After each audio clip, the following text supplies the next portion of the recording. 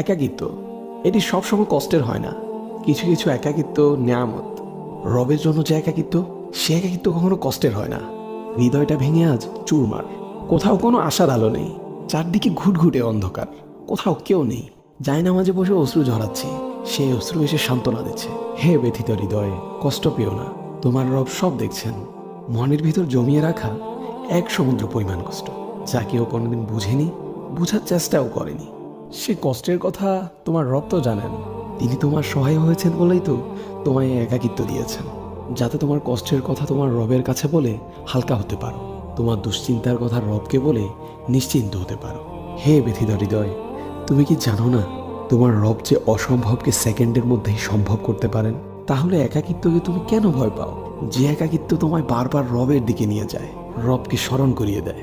হে ব্যথিত হৃদয়, কষ্ট পেও না। শীঘ্রই তোমার রব তোমাকে এত দিবেন যে তুমি সন্তুষ্ট হয়ে যাবে।